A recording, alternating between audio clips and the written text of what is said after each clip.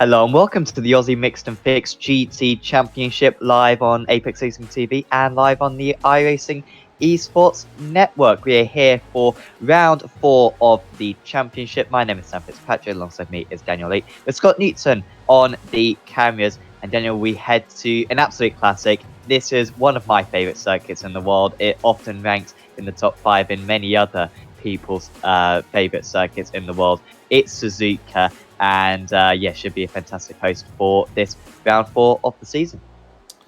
Yeah, definitely. Good evening, Sam, and to all the viewers tuning in. Great to have you back for another round of AMF. Look, it's one of those circuits for me. You either love it or you hate it, and I've always struggled here. I can never get the car to work as well as it ever should. But for the guys that are able to get on top of it, get the turn-in that they need to get through the S's at the start and come through for a fantastic lap, it's very rewarding circuit to drive. So we're in for a fantastic race. Round 4 tonight, as I said. A lot of things have changed since we were here for round 3. Some new setup changes have come out. As a result of that too, quite a lot of drivers have also switched out cars for the remainder of the season as well. Yes, absolutely.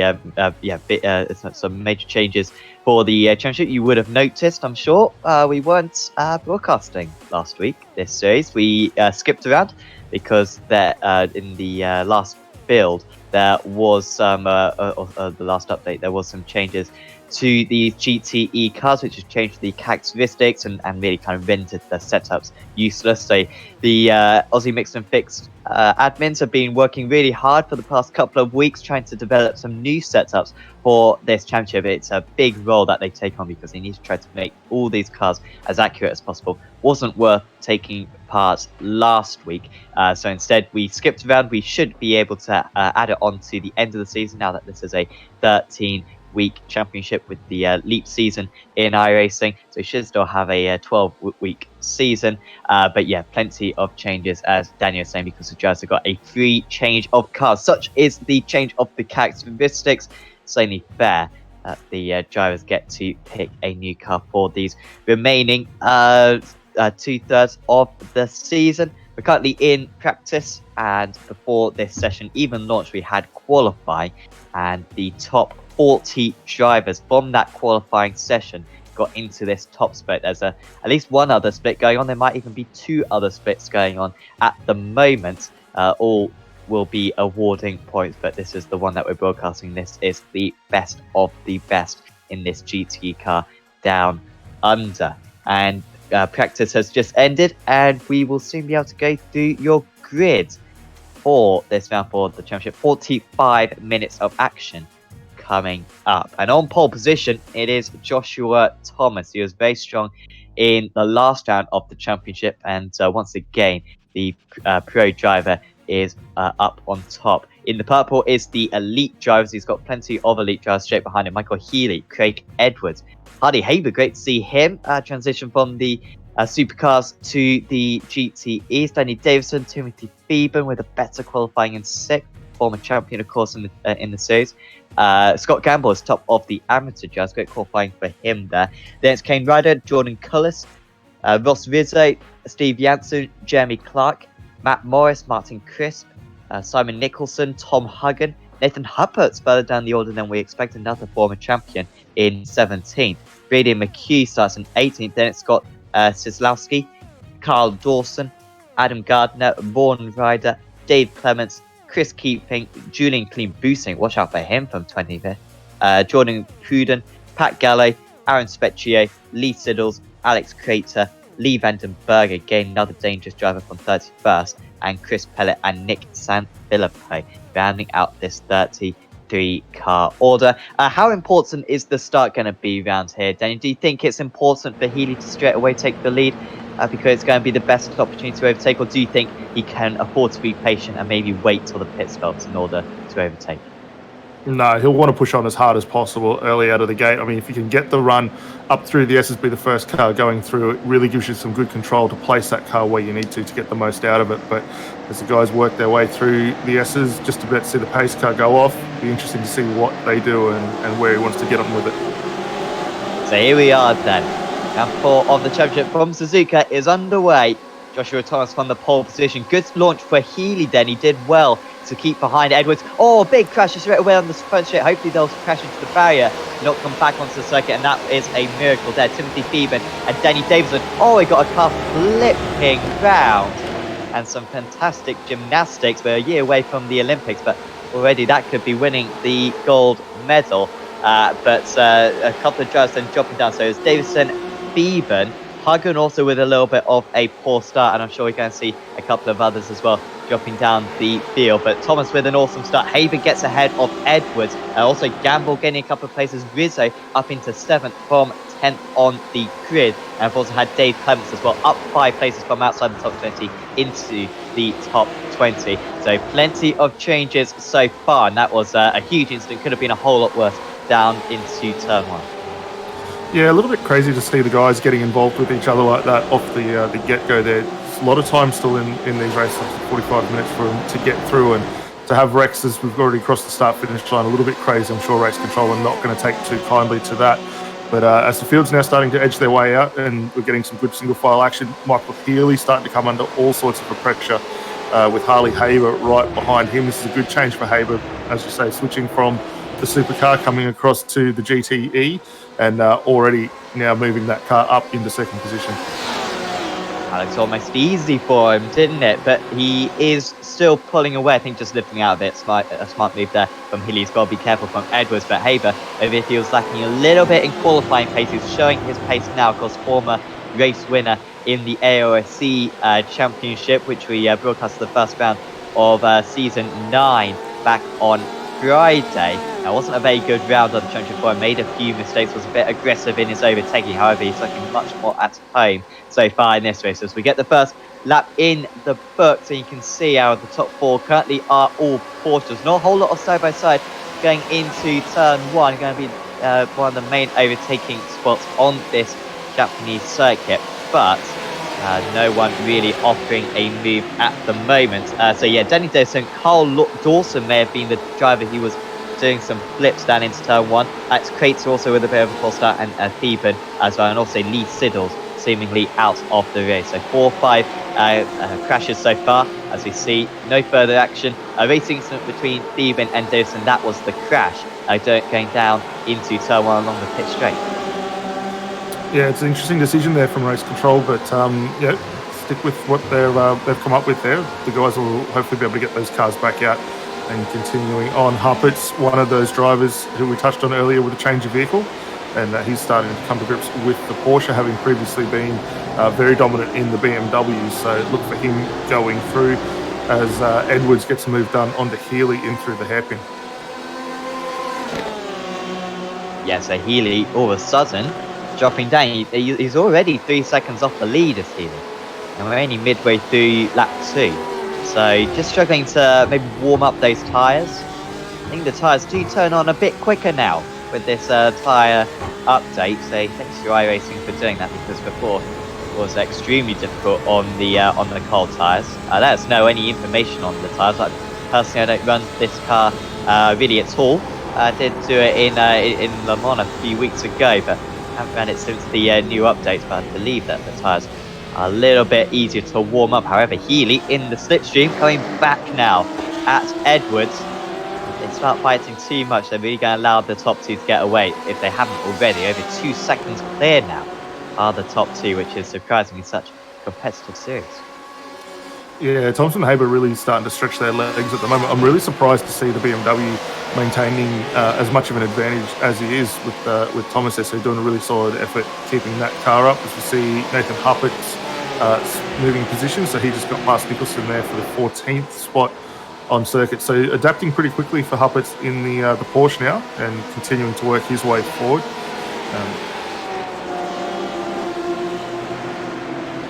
So the incident that Kreitzer was involved with, that's another racing incident. So no penalties given out so far by the stewards. I think there might still be a couple more for them to investigate, but yeah, so far no penalties given, which is very good to see.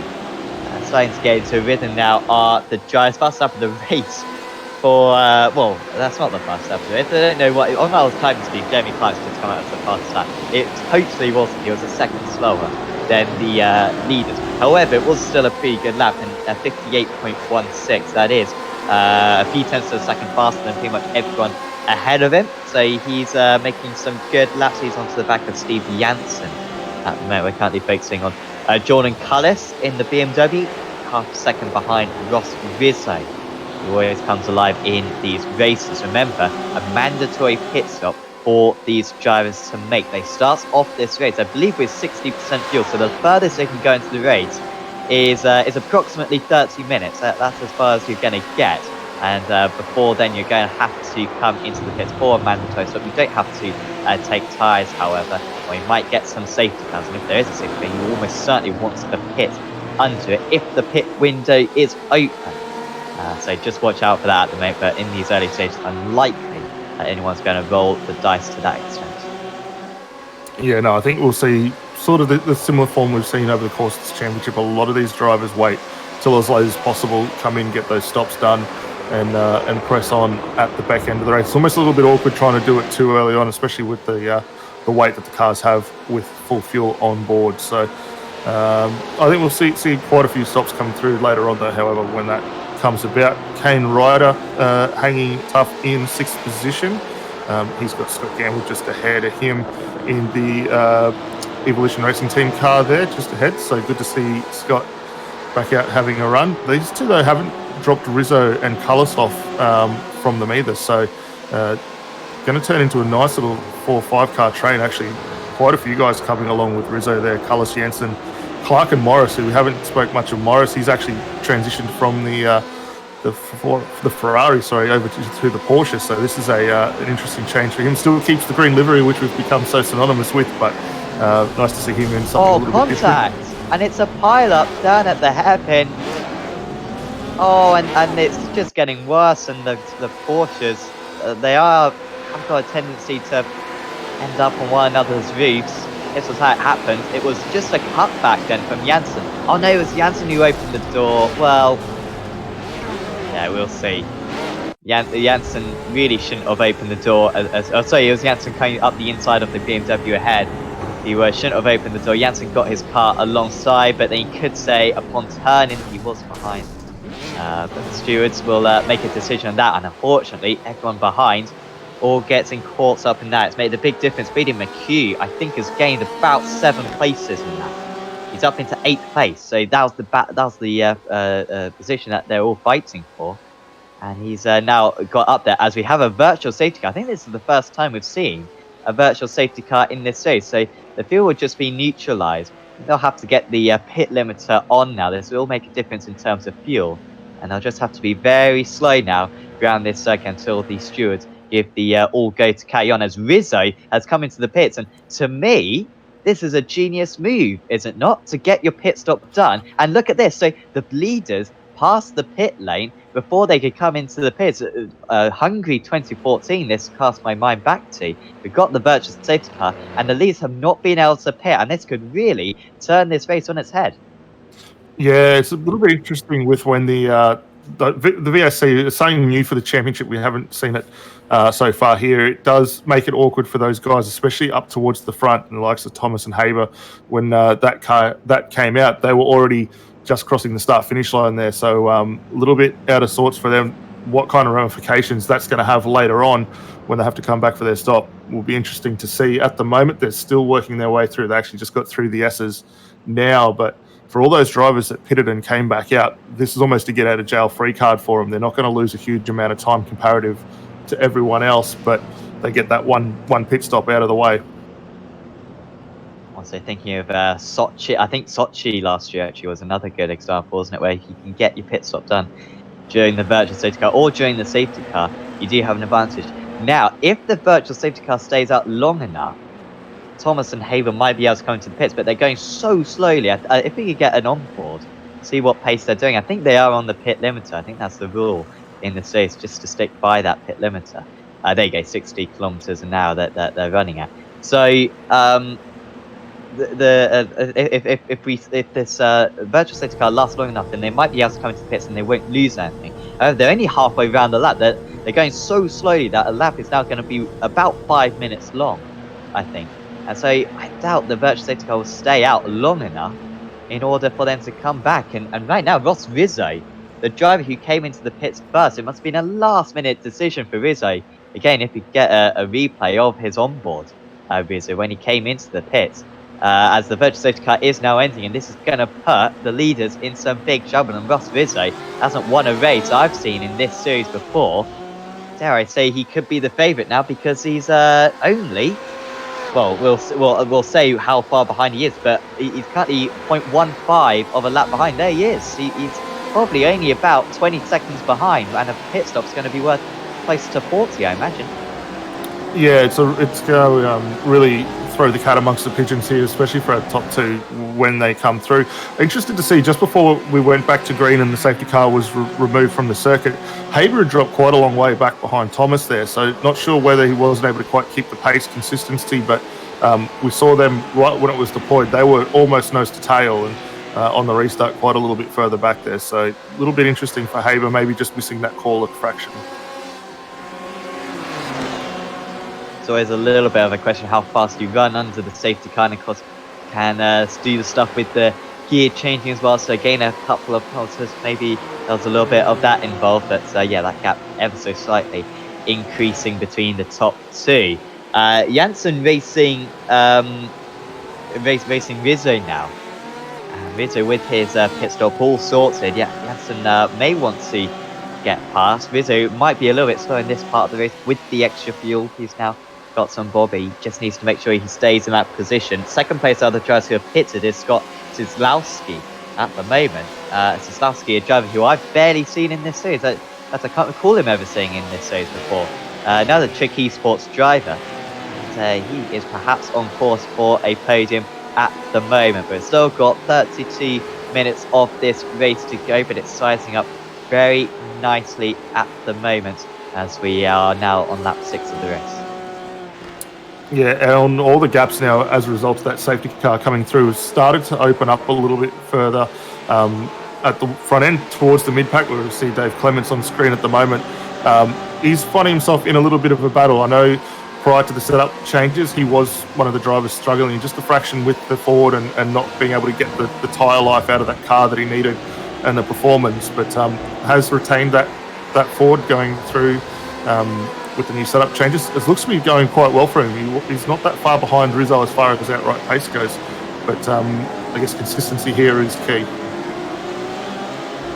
Is Chris keeping one of his teammates? There's no further action between Cullis and Janssen. That would have been the hairpin lead, wouldn't it? Between the two of them. So yeah, no further action. I think that's a good call from the stewards there. He did get alongside, but that was a little bit ambitious. Probably no blame put on by either driver right there. And, yeah, good to see Clement still running that Ford GT. It's one of the biggest queues out on circuit at the moment out of these drivers. Also got Rizzo under massive pressure from Janssen, although I think he's going to keep that position for the time being. Although here is Janssen. If that Porsche's got good straight line speed, and we do believe it is probably the fastest car out there, might have a chance into turn 1, but it's not a big braking area. It's similar to turn 1 at Barcelona, despite having a big long straight before it. There's barely any braking area for turn 1. You can see absolutely no chance there. Janssen, maybe the Ford actually with a slight advantage at the end of the straight, and just having to stay behind at the moment is the privateer. Yeah, it's a tricky spot getting down into once we see a little bit of action further down the field. Collis coming back after that incident we saw earlier on with Janssen there, so he's got a lot of work to do down in 22nd position right now.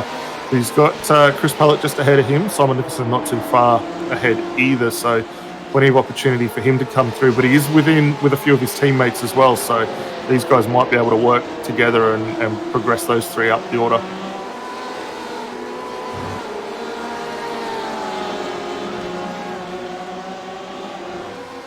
Maybe into the hairpin could be an opportunity. We see very few overtakes into the hairpin in sim racing. It's always a massive surprise to me. You think that you could easily go for a Kamui Kobayashi banzai move down the inside, but see it relatively sparingly, and once again, no chance.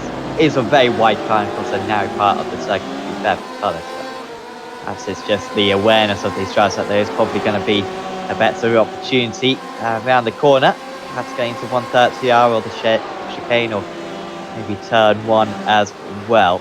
Carlos at the moment not feeling the need to go for the move. There you can see the position changes out there. McHugh, the amateur driver, up 11 places at the moment, which is a phenomenal effort. And that is a legitimate 7th place. Maybe will drop down a couple of places down into the bottom 10 when he makes his pit stop. But for the most part, he's done a very good job at the moment, has McHugh, as Carlos once again closes in the 130 up. Wasn't close enough though for the chicane. In fact, actually, they're now making up some time on Simon Nicholson, only just ahead. He might start holding up the pedal. Here comes Carlos again though.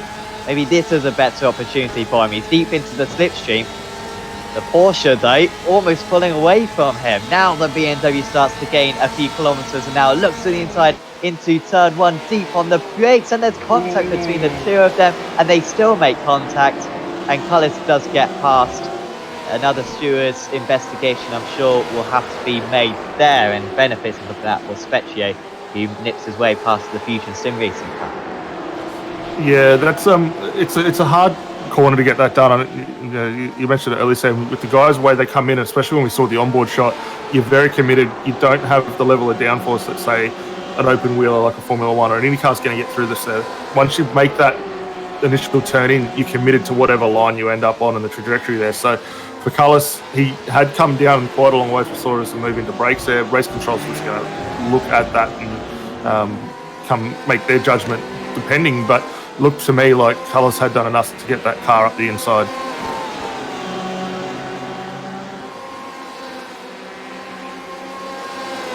Head back up to Chris Keeping, the top of the rookie drive. Stop and hold for speeding under VSC, Nick Filippo. Where is San Filippo at the moment? 27th place, Scott Neaton, or to be honest, find these names. So to be honest, has Nick come into the pits? Yeah, so Nick came into the pits, so he ought to be higher than this. So this is quite bad for him, because in reality he's probably up in the top 20, maybe even in the top 15. But it's a tricky situation with the VSC. I've raced in series before, which implemented where you got to get down to the limit within 5 seconds, and it's very difficult to judge how quick you got to get on the brakes. As we see Carlos in the wall, he was making some progress, and that's not going to help the situation. He has already come into the pits as well, has Carlos, so he does have to pit now for repairs, and that's going to leave him a lot of time. So shame for him spinning the 130. Quite a common mistake, as we might well see a replay of how it happened.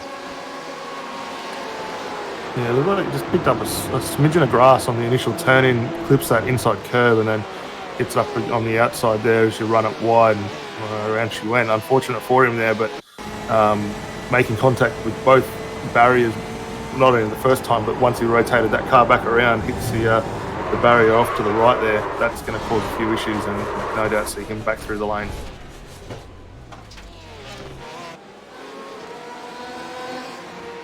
Showing that's taken one car out of that kind of big battle in the latter half of the top 10, and Carlos could have maybe got a top 10 out of this with that pit stop under the virtual safety car. The gap between Thomas and Rizzo, remember Rizzo with the pit stop complete, Thomas and the other leaders without, it's 25 seconds at the moment. He's lapping in the low 58s at the moment. Rizzo is currently in the high 58, so he's got 3/4 of a second a lap currently on his main rival. I mean, I'm assuming that Rizzo can get to the end of the race, to be fair. Do we think he can get to the end of the race, or do you think that the fuel tank limitations perhaps will force him to come into the pits again? No, I would expect that he should be right to get through. So at the start of these races, the guys do start with a maximum of 50% capacity in the cars. They can refuel to 65% tank capacity when they do come through. So that should give Rizzo enough to get that car home reasonably comfortably. The biggest question will be, has he put enough in at that stop to get there? As we have a look at the track temperatures at the moment, 49 degrees, it is going to slow these cars up a fraction, which is going to help the amount of fuel that you do need to put in to get those cars home, because the pace is not going to be quite as quick. But it's going to be interesting if that temperature does start to drop just a little bit, pace goes up, will he find himself in some sort of predicament later on? Yeah, 65% of fuel. I tend to think it's quite nice actually that these and the GTP tend to go about an hour on fuel. So it's quite nice to base your calculations on that.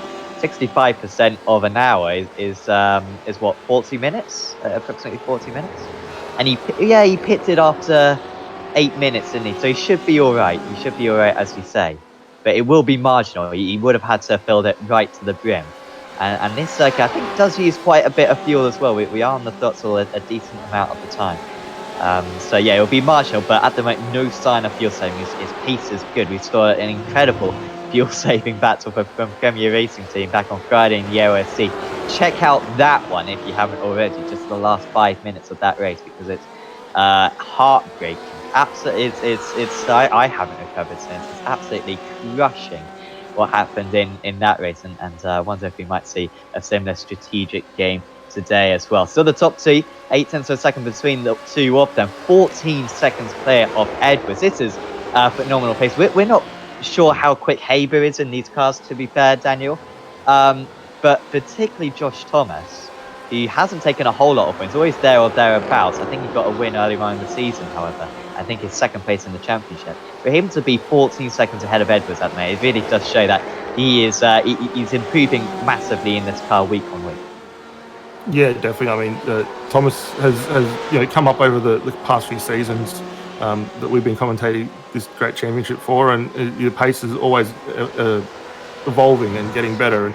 And Craig Edwards is certainly no slouch behind the wheel, but to have put this much of a gap on and still keep the likes of Harley Haber behind you, just goes to show how much time and effort the guys are doing. And for Fishing Motorsports, I have no doubt that with all the new setup changes that come, and obviously big thank you to the series organisers, they put on a huge amount of testing servers for all the guys to come out and get to grips with the changes and evaluate car options and things like that. This would have really helped Josh's favour, getting as many laps in as possible, getting familiar with how the car's operating, and just continuing to evolve at that pace. Up to 26 seconds now is the gap between Thomas and Rizzo. I'm not sure how long the pit stop will be, to be honest. It's a long pit lane around here. However, they're only going to be stationary for 10 seconds. Just trying to think in Formula 1 what a normal pit lane loss time is here. Maybe 23 seconds, but I think it'll be about half a minute that they'll lose when they come into the pits. Maybe just under that. So they've got another maybe 5 laps. Probably not even 5 laps, to be fair. Another 3 laps until they'll have to come into the pits to lead us. They might be able to do it on Rizzo. They might be able to do it, but it will be close. Rizzo only lapping half a second a lap slower than them at the moment, maintaining those 58s, keeping Janssen behind him. He's been very patient in his Porsche throughout this stint. Also got a good battle with Clements, keeping him prudent. We have looked at it so far today. No changes, I think, between these few guys, and we've also got Team Boosting as well, catching up to these guys behind. No changes that I've seen in the past few laps, but they're still staying very close to one another. Yeah, not a lot of time difference between either of these guys. They've all kind of got into that sweet spot of the rhythm that's just carrying them through at this point in time. Dave looking very good in the Ford. He's always looked quite comfortable in that car, but the pace is still maintaining quite well for him. Trying to keep the likes of keeping and Prudent behind him is not a small feat. I mean, those guys are very, very quick, and you can see them starting to really apply the pressure to him there. Keep an eye out just behind these three, though. Klimbasink in another Ford as well, closing up behind them. So that's certainly going to start coming into its own here. And then switching gears now, Kyle Davison and Matt Morris getting into it for 19th and 20th as well. And just behind them, we've got Davison and Hallett as well.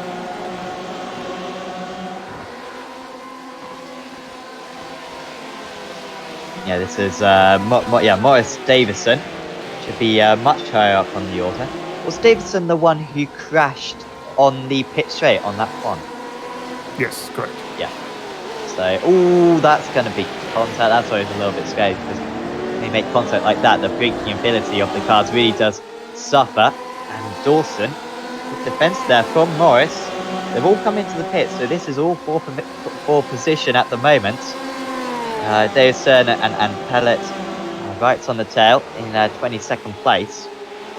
Still be a top 10 for these drivers. They could still recover a top 10, which would be a pretty big miracle at the moment. I'm sure they'd love a safety car as well with Morris and Davison. But I doubt that will occur in the final 20 minutes. We are well and truly in pit stop territory. We're expecting pit stops within the next 5 minutes or so. So far, no one really blinking. Everyone wants to stay out as long as possible at the moment, despite a few trains of cars, despite it looking like a few drivers might be held up and a pit stop might be wide. Very few have come into the pits so far in the race. They're still circling around. Scott Gamble under pressure from Kane Ryder now. He would take 300ths of a second out to him on that last lap, also 10th or 2 faster in Sector 1 on this lap. You can see how that gap has come down for these past few laps, and also Brady McHugh is catching up to these guys, and that would be for the amateur class win if McHugh could catch up to Gamble. Yeah, these guys doing a really solid effort here for Ryder just to keep applying the pressure to Gamble as he's doing. Only going to help him towards the end of this stint, getting back into it. I'm really surprised looking at the lap pace that the guys are putting down. We can consider what we saw in qualifying earlier on.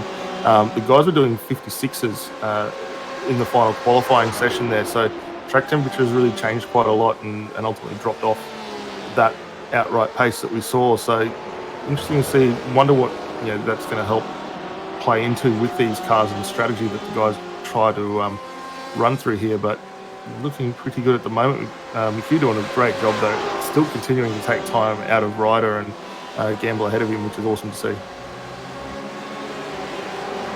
Just wonder if it might be wise for McHugh to come into the pits of all of these. Maybe Ryder might have saved a lap of fuel, might be able to go one up further, which might be an advantage. Of course, you'll have less fuel in the car for that lap, and it can give you an advantage. But still, none of them coming into the pits. Everyone extending this one as long as possible. But surely we'll see drivers in on the next couple of laps.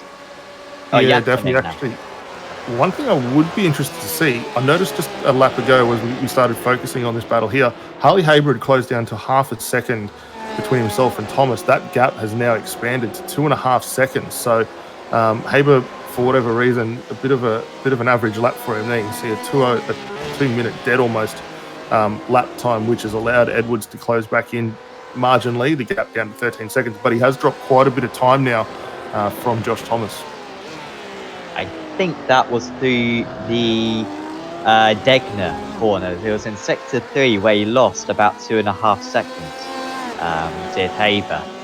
I think that's the Degner corner. It's a very short sector, only 13 seconds long. So he must have just run wide. Here we are. This is proudest moment.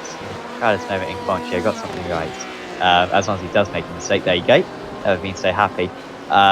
Just losing the car on entry. That's a very strange mistake there from Haber, because I don't think he dipped the wheel onto the grass, just unsettled on the braking. Yeah, I mean, he was very high on the curb exit, running into that corner, and just the back end just stepping aside. Not sure if that's a braking issue in that car, or maybe just a little bit of dirt pickup that ultimately rotated it, but good recovery not to put it into the wall. So a lot of work for him left to do. The pace was looking very good early on. Hopefully it'll retain drops into the lane. Actually, both our 2 leaders now in the lane for their stop tonight. Will anyone be able to stay out? Neither of those guys, of course, got a slipstream. They're a bit too big of a gap. Edwards doing well there to extend it by another lap, considering he hasn't had a slipstream. Maybe it's just because he hasn't run the pace of the front two.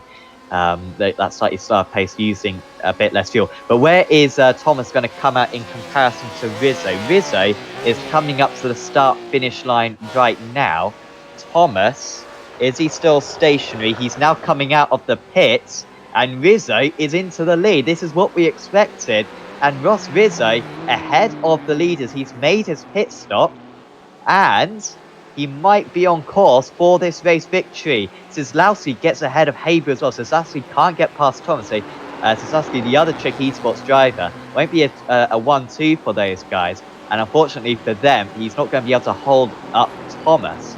But this is now a 15-minute dash, and Thomas has got 4.5 seconds to catch up to Rizzo. The gap before the pit stops, I think, was up to about 28 seconds or so, but that pit stop about 32, 33. And Ross Rizzo has just got to hold on to this one, and he could well take away this round 4 victory. Yeah, really, that early pit stop falling in Ross's favour, certainly with that virtual safety car helping out there. It's a tall ask, though, for Thomas to close back that 4.5 seconds. He's already pulled 4/10 out, though, on this lap alone. Looked like that might have been a car stationary on the exit there, but he's got a lot of work to do to get through. A little further back, Julian Klimbasink in the Ford, trying to get a move done there. He's got Dave, actually, Pruden and Clement still just ahead of him. You see Pruden's just a little bit of a internet glitch there. That's going to be a little bit unsettling for Julian as he comes through, but the Ford for Klimbasink looking pretty handy at the moment. Edwards will soon be in. Gardner's got past Slowski.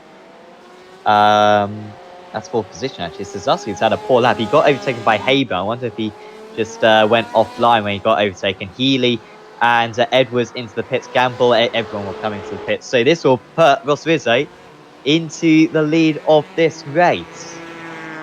The driver who started down in 10th place. He had a good start, got himself up into the top 7 on the opening lap. But he couldn't have dreamt of a situation like this. And the advantage of coming into the pits early is absolutely huge, because when Ryder came into the pits, Kane Ryder was in 6th place. He's down into 18th now. He'll move up to 15th perhaps now in a moment, but he's lost about 10 places there due to the virtual safety car. Oh, and a spin! Yeah. And a spin for Clements and clean boosting. Oh, that'll definitely get the attention of the stewards there. The two Fords coming undone into 2 there. See if we can get a look back at how that unfolded. Clements, you can see, getting that move done, did come back across to the racing line, but the door was a little wide. I don't think Klimbasink was up far enough, however, to get the nose of the Ford in there. So potential that could unfortunately go against him there. Right on board, another look, but Clements has got to turn in at some point. I think he maybe just left it a fraction late, but the door was definitely open for Klimbasink to have a look down there. Yeah, I think so. It's just sliding so much the turn 1 and 2. These guys on the absolute limits of grip with this high track temperature, of course, Japanese tarmac as well, whatever that means.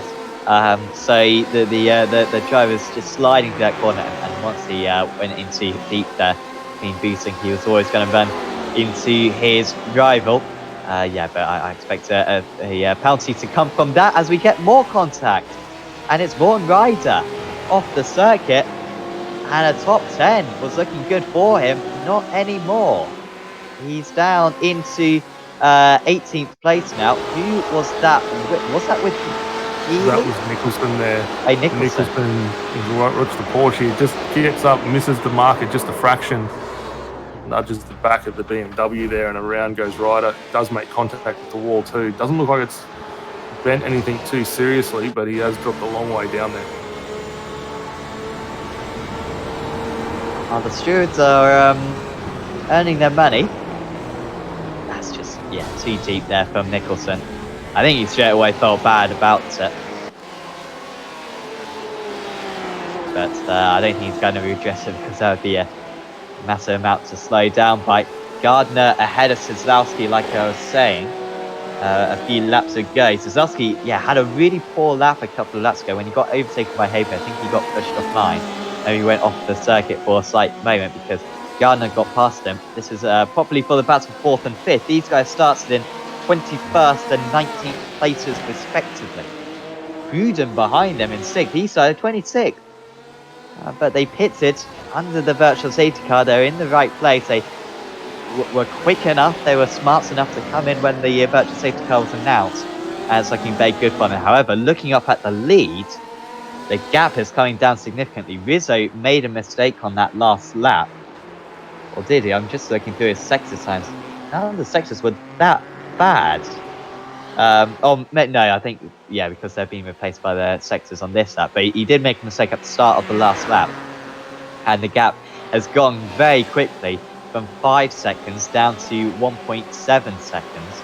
And it looks as though he will have to do some defending in order to win this race. And Haber is on his way as well. Yeah, it's going to be a tough ask for Rizzo here. So just under 10 minutes still left on the clock for him to go and get this win. He should be able to do it. I mean, he's a tough competitor to get past at the best of times and throw into the mix the opportunity for a race win, which all of these guys are vigorously trying to get. He's going to make it very tough for him to come through. I guess the advantage that the likes of Haber are going to have here is once Thomas closes up to Rizzo and starts that battle, he's going to have the opportunity to come through at a little bit quicker speed and maybe catch both of those two a little bit unawares. Haber will really be rooting for Rizzo, I imagine, or maybe not rooting for him now, but just hoping that he'll hold up Thomas slightly. Has been a couple of mistakes from Haber so far in this race. Well, I'd say a couple of mistakes, one mistake. Also lost a little bit of time through the pit stops as well, seemingly. He's decently far behind, but could come back to him in this race. Steve Janssen. This is on Kane Ryder, I think. And Janssen. Chris Pellet, apologies. Kane Ryder's well away, he's way up the race. And you got Vaughan Ryder. Oh, that's surnames in that. But Janssen is past Pellet. So nice work there for him. By the way, we've got, in terms of how the pit stops are affected, so we've got Rizzo pitted under the virtual safety car, then Thomas and Haber pitted normally, but then everyone from 4th down to 13th all pitted under the virtual safety car. And that means that Kane Ryder, Scott Gamble, Brady McHugh, Michael Healy all driving brilliantly earlier on, but nowhere where they want to be now. Also, do we know what happened to, well, Craig Edwards had an awful pit stop. Craig Edwards had a 30-second longer pit stop than what was scheduled. I don't know why that was, maybe picking up a penalty. Oh, Dave Clements is round in 8th place. Dave Clements, big mistake. And then that allows clean boosting past. Oh, what a shame for him. Yeah, and I think that was all done on his own there, just trying to carry a little bit too much speed. He had Matt Morris right behind him on the entry there, so little unfortunate there. Let's even watch what happened here, but yeah, Matt, there was no contact from Matt at all. Matt managed to maintain that line, actually gets a really solid run, and then you see Clements just pick up that curb. Lucky for Morris not to get collected on the way through there either, so yeah, very fortunate for him. Dave Clements did back off quite a long way to allow a lot of cars through before his rejoin as well, so that will ultimately hurt him a long way further. Clements has had another issue now. It's dropping down the order again. Down into 25th place. Also got Simon Nicholson into the pits. I don't know why he's done that. Maybe he didn't put enough fuel into it earlier on, but that's going to ruin his race. Out in the lead, half a second. This is as close as he wants to be, Thomas. And he's got 7 minutes to overtake. We don't think Rizzo is going to have to do any fuel saving. I've got AOSC flashback, so maybe he'll cross to the line with 2 seconds to spare and force another lap, which might play him in trouble. But I think he'll have enough anyway, as long as he put enough fuel into it. Did have a 10-second stationary stop, which is about a second slower than some of the others' stationary stops. So I do question whether he's got enough fuel, but he should have. He should have enough fuel. So it should just be a straight race. And now Haber down to 3 seconds behind. Just seems like Rizzo's pace has gone off a cliff. I mean, he was lapping comfortably in the mid-58s lap after lap earlier on. And now he's marooned in the 59s, a 59.2, and that last like one of his best laps in recent times. Maybe just the pressure gets him to him, or maybe the tyre, where I don't know, but he's not driving fast enough at the moment to win this race. Yeah, definitely a little bit of hurt at the moment. The Ford just not able to quite have the stretch comparative to the BMW here. I think for Thomas, this is going to be a pretty easy move for him to get done on Rizzo. But that being said, I mean, we saw that in the supercars on Friday night. Catching is one thing, passing completely different aspect in these events. So Tom's going to have to be pretty cautious here, pick a good opportunity And when he goes for it, it's got to be clean and concise. He's got to get it done first time out. Otherwise, there's potential that these guys are going to contact, and it's going to impact further. And when you look behind, you see Harley Haber just closing in as well. Any little bit of contact's really going to open the door for him to come through. Morris just easy in place, and also clean boosting coming into the pit. That's a shame for clean boosting. But 0.2 of a second now between the top two, and Haber down to 2.3 now. You can see the gap visually coming down for you now. Is this close enough into the hairpin? That's not. I think it's just a question of getting close enough coming out of Spoon to put him offline through 130R and through the chicane, and then you can get the run into turn one. But Rizzo will defend this all that he can. I'm sure Rizzo will have championship aspirations, but I think a race win will take priority over that. He'll be willing to potentially lose this podium place in order to have a bigger chance of the race win. As we move on to the uphill onto the alternative grid. And it's down to 1/10 of a second. Will Rizzo have to go defensive? Here comes Thomas on the inside into 130R. Rizzo will stay around the outside. He will go off the circuit. That'll be a 1x. It won't be a slowdown, so he'll be able to hang on to this one. Now he breaks early. Round the outside goes Thomas. He'll have the inside for the next part of the coin. Does he shove his rival off? He does leave room, and he is passed. Now, is there anywhere way back now for Rizzo? It's a poor exit for him, but that was a nice move there from Thomas. Rizzo will be frustrated that he didn't break a little bit later into the chicane, but now that Thomas is all right into turn one, that could well be the race win, and that was a nice move in order to consolidate. Yeah, really good effort there from Thomas. He got them. They've done quite nicely. This might be an opportunity for Rizzo here now. He can utilise the draft, maybe come back at another shot, but he's going to have to be extremely cautious because the gap between himself and Haber is down to virtually nothing. One second at the moment between these guys. See all three of them working their way up the hill to get their run up through the dingers now. But for Rizzo, he's going to have that one eye trying to keep an eye on where Harley is. The next one ahead, looking at what he can do for Thomas. But the Ford just struggling a little bit in top end speed at the moment. Maybe not quite the circuit for them, but throughout the course of the championship, have no fear, he'll definitely be back. Watch out for Haber. He will go for this one once there's an opportunity, because he knows that he's got to get past on this lap to have any chance of beating Thomas.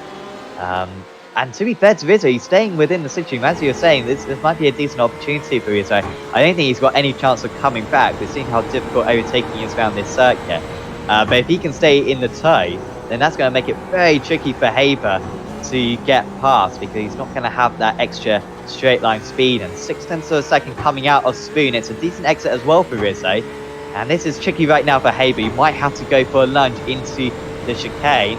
He's not gaining anything at the moment down this back straight. Neither is Rizzo, to be fair, on Thomas. Only about half a tenth gain. Here comes Haber. The door is open. Here he goes down the inside onto Rizzo. Rizzo slightly closes the line in the braking area, and that just wasn't committed enough there from Haber. He telegraphed that one very early, and he's just going to cost Rizzo time as well, which is going to allow them to drop back from Thomas. With onto the last lap then. This is going to be it. We were only about 20 seconds away from forcing another one. If it weren't for that virtual safety car, we certainly would have got another lap in the books. But instead, this 22 is going to be the last. And I think right now for Haber, it's just about taking that second place, because I think Thomas is going to be too far ahead. Yeah, look for Haber really to have a solid lunge down into that final chicane again. I mean, he was nearly there last time by. He set up a good opportunity, but the speed of the Porsche can get the run out through the final loop and down the back straight. Definitely in with a shot to get that completed. And now Rizzo falling out of the draft. It's 3/4 of a second. That is still within draft range. But of course, the further back you get, now it's 9/10. So I think that's probably going to be it then for Rizzo. That's going to get very little advantage, and that's going to leave him potentially as a sitting duck down the back straight. But then look at that, he gains a bit through the hairpin. You question, where was this pace from Rizzo 10 minutes ago when he had the lead off the pit stops? He had a 4.5 second lead with 15 minutes to go, but a couple of poor lap times in the high 59s allow Thomas to come back. If it weren't for those mistakes, maybe it could have been a Trick Esports win for them. Instead, it's going to be surely Joshua Thomas. Haber now 3/10 of a second back. He's going to need to be a lot closer than that in order to go for the move into the chicane. But they have got a 10-second advantage over Zyslowski, which they can afford to waste. There's the move for second place. Round the outside for Haber. He's going to do what Thomas did. He's off the circuit and just do is Haber. And now Haber's spun it round almost. But Thomas out to the lead. It's going to be another race victory for Fushi Motorsports. Pole position. He had to come back against Rizzo, and he does take the race win. Rizzo holds on to second place with that brilliant virtual safety car strategy. Haber almost with a spectacular move right at the close, but he couldn't quite make it. He finishes in third. Brilliant result for Zyslowski. Pruden, top of the amateur drivers, and the rest of the guys coming across the line. Can Janssen make another move? He's already made a few. But Pat Gallo is going to be one too many, I imagine. Poor exit for Gallo. I'm sure Janssen would have him into turn one with that broken rear wing, but he won't have him on the run to the line. And it's Gallo who finishes in 15th place. Chris Keeping, he's going to be overtaken right at the end by Craig Edwards. Just recovering off that mega long pit stop. Should have been a fourth place for Edwards. But in the end, he recovers a few points for himself. What a race. It's always fantastic to see the strategy game in this championship. Daniel, Rizzo, I don't know. We'll get a chat with him very soon, I'm sure. I think he will be frustrated with that one because that gap so quickly evaporated from him. 4.5 seconds down to 1 second in a couple of laps. But Joshua Thomas, that was absolutely superb. He couldn't make a mistake in those closing stages. And he didn't. And he's got away with another race victory. And that's really going to help him in his championship hunts as well. Yeah, definitely. I mean, it was a really solid effort for all the guys coming back in.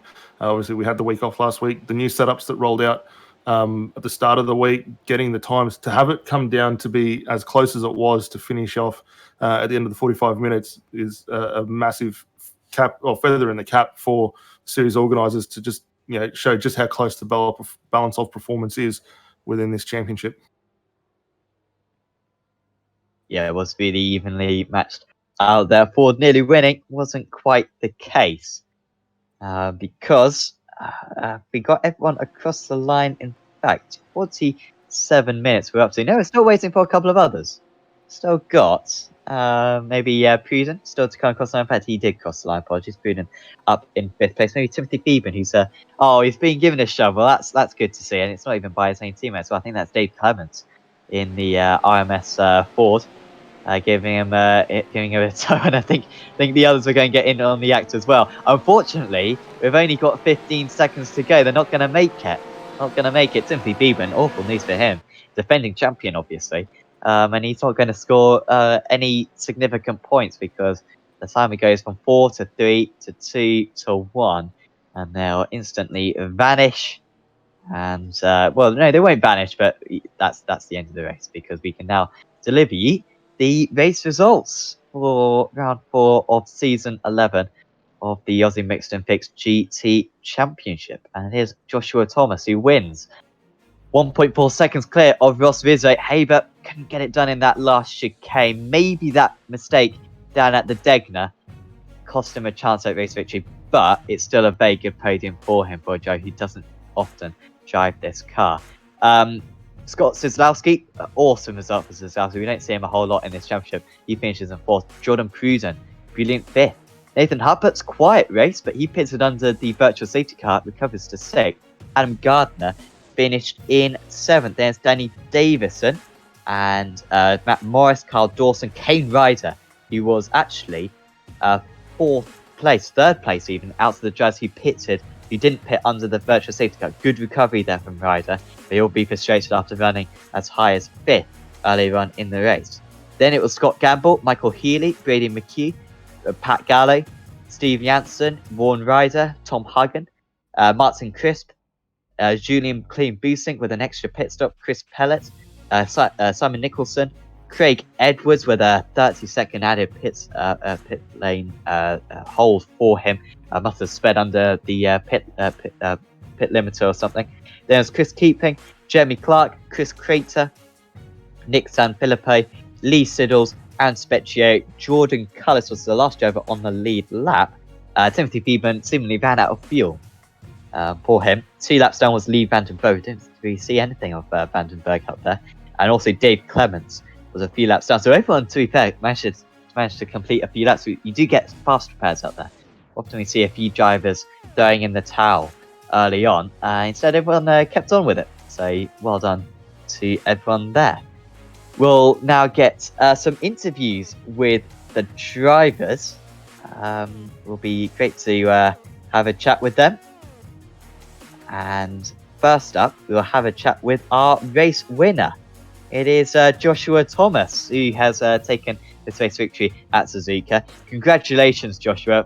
First up, when you were racing after that virtual safety car, were you aware of Ross Rizzo at all? Were you aware that he was perhaps your main rival? Because that virtual safety car really did throw the strategy up in the air. I absolutely had no clue that Ross was sneaking up on us. I thought it was a 2-horse race, but yeah, it kind of caught me by surprise when I came out of the pits and I was speaking to Dad, and he's like, Ross is ahead of you, and I was like, oh, didn't know that had happened. So yeah, he kind of came up by a bit of a surprise, but thankfully in the end we got him. So yeah, it was good stuff. Definitely, that pressure from Harley in the early stages, that must have been really tough. Did you feel close at all to making a mistake, because it was so hot out there? The car must have been sliding all over. Yeah, it was a bit all over the show. You just had to stay really calm, and yeah, I was sweating bullets in my little sim seat. I was drenched. So no, he put heaps of pressure on, and thankfully he was the first one to make a mistake. But yeah, he was mega fast, and well done to him. Like I said, it was a good race, but it was hard work. And then those closing stages, you're 5 seconds behind Ross. When you realised that that he wasn't going to need to come into the pits again, did you trust yourself to catch up? Because I think you seem to close in on him by about 3 seconds in about 2 laps, and that seemed to make the difference. Yeah, it was. I'm kind of used to being the chaser, if that makes sense, because Craig's always usually ahead of me. So I just put my head down and tried to make as least mistakes as possible, and tried to put Ross off as much as I could. And thankfully, I again caught up to him and had a pretty good scrap for the position. But yeah, I got him in the end, which is awesome. So yeah, well done, Ross. It was good fun. And once again, in the championship now, you are decently clear. I mean, I think Timothy was second place going into this round. He barely finished. Martin Crisp, I'm saying, was in third. So many of your championship rivals having terrible rounds going into the Enduros. You've got yourself a handy lead, especially with the drop scores. You must be feeling quite confident right now. It's not over till it's over. Those guys, the fellas towards the front, have been in this for a while, so they're going to be consistent, and no doubt they're going to come back harder than ever. And I've just got to stay consistent and try and make as least mistakes as possible, and we'll see where that ends up at the end of the season. Well, congratulations on today's race victory, Joshua. Is there anyone you'd like to give a shout out to? Yeah, all the Fishy Motorsport guys, Black Wolf Graphics, Virtual Motorsport Mentor, and Lakes Custom Computers. They've all been a massive help, and yeah, thanks heaps, guys. Looking forward to next week. Awesome. Thanks for having a chat with us, Joshua. Best of luck for next week. Thank you. So next up, we'll have a chat with our second place driver, and Daniel is standing by with Ross Rizzo. Yeah, thanks, Sam. Ross, congratulations, mate. Second position tonight. Great run for yourself out there. We almost thought you had the first position in the bag. Unfortunately, you just lost it there at the back end of the race. But you guys got very fortunate with the virtual safety car. How was it? Yeah, thanks, Dan. Yeah, I was super lucky, and as you caught on the broadcast, the leaders had passed the pit entry when it was called, and I'd kind of preempted a move like that at some point during the season, that if there was a VSC called at the pit entry, that it could happen. And suddenly it happens, I'm there shaking, going, oh my god, and then realize I just did not have the pace to actually follow through with a victory today. Well, yeah, let's touch on that with the Ford. Well, obviously, all the cars out there for the championship now have had a slight tweak to all the setups out there, and I have no doubt that Trick Esports, just like everyone else, has spent a myriad of time going over what's good and what's working for you or not. But how have you found the change going from what we saw in the start of the season to what we've got now? Well, to be fair, I haven't tested any of the cars since the update. I've been far too busy, but the Ford very much feels the same as it did before. Probably a little bit more taily, but nothing unusual. And yeah, it's interesting to see so many people switch to the Porsche, whether that is a sign of balanced performance to come, or whether it was a track preference kind of thing. But regardless, I think we got a good representation of 3 of the 4 manufacturers at least. Well, yeah, definitely. I mean, that was the biggest thing we saw at the end, was just how tight at the end of 45 minutes all 3 cars were. Next week, something a little different. We're off to Daytona Road, 90-minute enduro. What do you think your chances are like there?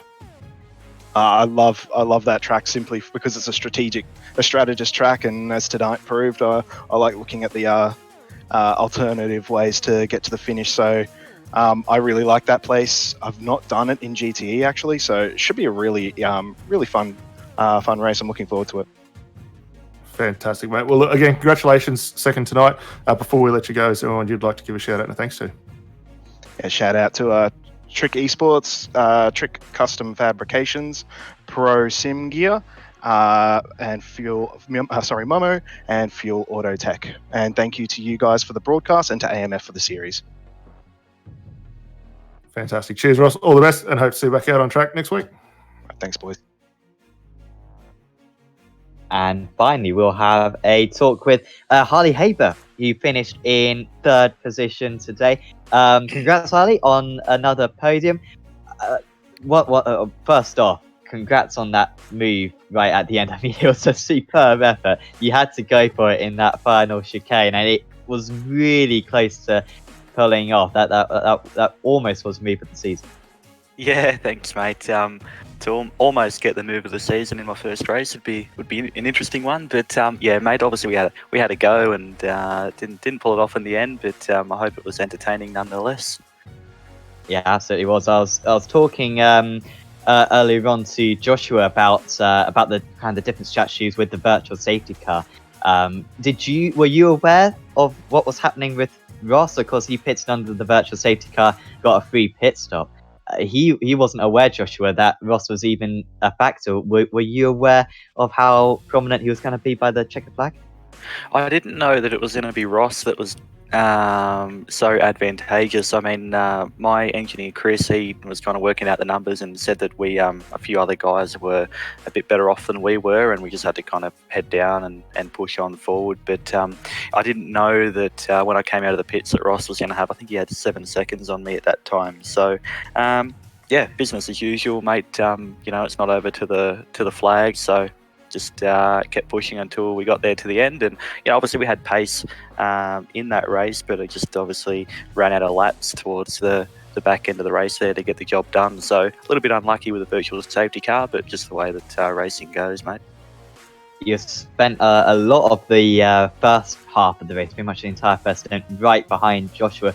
Was there a bit of kind of turbulent air which didn't allow you to get within half a second, or did he just have too much pace in order for you to get close enough for an overtake?